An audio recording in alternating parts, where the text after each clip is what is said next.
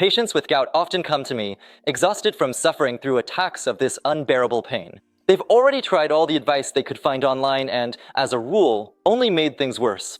They steamed their joints in the sauna, rubbed on some homemade concoctions, did massages, and then ended up coming to the clinic, barely able to move. That's why, in this video, I want to share advice from my own practice. Exercises that will actually help you get rid of the pain. At the same time, they won't do any harm. I'll also tell you whether it's possible to die from gout and what mistakes you should avoid so you don't make the disease worse. So make sure to watch the video all the way to the end. First of all, I really want to protect you from dangerous procedures. So now, I'll tell you what you should never do during a gout flare-up. First, forget about hot compresses. Heat during a flare-up will only make the inflammation worse and increase blood flow to the affected area. So, don't believe it if someone tells you to use a heating pad, take a hot bath, or use a warming ointment during periods of severe pain. Second, don't take painkillers in huge amounts. This is dangerous for your whole body. If 1 or 2 pills don't help, don't take another medicine hoping for relief.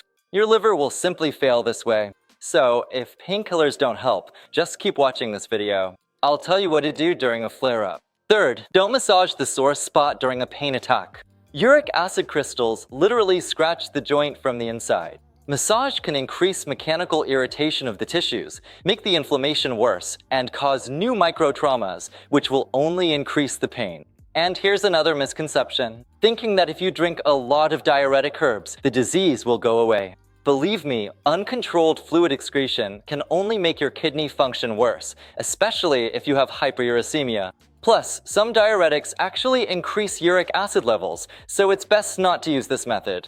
And the worst mistake is to just endure the pain in your feet. This way, you're directly destroying your joint. Be sure to share with me in the comments which of these mistakes you or your friends have made. Write in the comments how you usually deal with this problem and what helps you. And I want you to understand one simple thing. Gout doesn't just show up during an attack and disappear when the pain goes away. Between flare-ups, the disease keeps progressing, and if you don't treat it, the attacks will get worse and worse each time. By the way, did you know there's something called pseudogout? It's often mistaken for regular gout, but pseudogout is caused by different crystals. They're called calcium pyrophosphates. Be sure to like this if you didn't know about it. The treatment in this case is different, and a misdiagnosis can make things worse. Unfortunately, it's impossible to diagnose the problem yourself because you can't see inside your finger. But if your pain is acute, let me show you what you can do right now during a flare-up to ease your condition. But don't forget to make an appointment with a doctor. Seriously, don't forget to see a doctor. So, during the acute phase, we need to reduce inflammation, decrease swelling, and lessen the sensitivity of nerve endings. And nothing works better for this than cold. It's more effective than any home remedy. You can just use regular ice. These can be freezer cubes or frozen vegetables. Wrap them in a thin towel or a clean cotton cloth. Never apply ice directly to your skin. This can cause a burn. Now, carefully apply the compress to the painful joint, whether it's your big toe, ankle, knee, or wherever the pain is.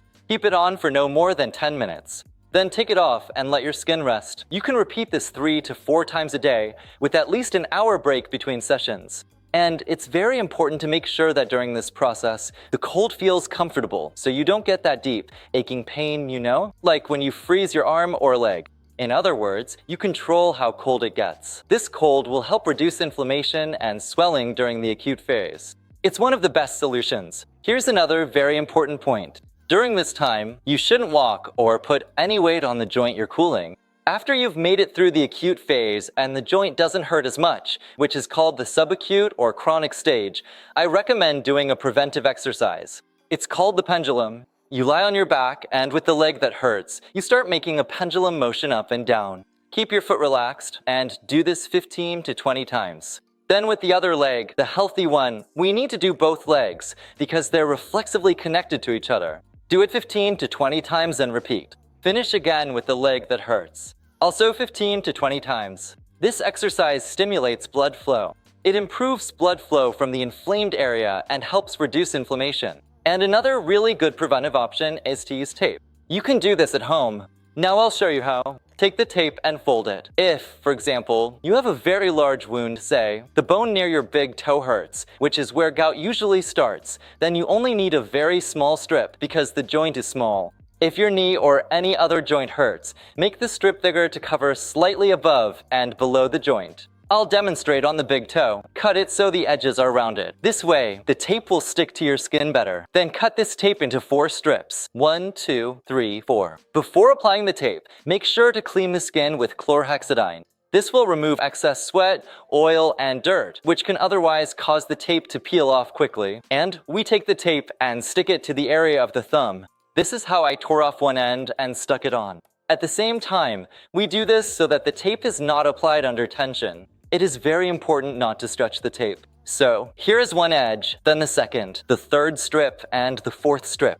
As a result, we create small gaps that improve lymphatic drainage. And remember, it is gout that often causes the destruction of cartilage, complete loss of mobility, and sometimes even fusion of the joint. This is called ankylosis. If you feel pain or swelling in your joints, especially at night, be sure to consult a doctor. We've figured out the pain. Now let's get rid of the root causes of the disease. What's the first thing you shouldn't eat if you have gout? Alcohol, especially beer, red meat, and soups are strictly forbidden if you have gout. Also avoid broths, smoked foods, preservatives, sugary items, and extreme diets. All of this can trigger a gout flare-up. To eliminate salt deposits in your joints, it's essential to take medications prescribed by your doctor and follow the previously mentioned recommendations.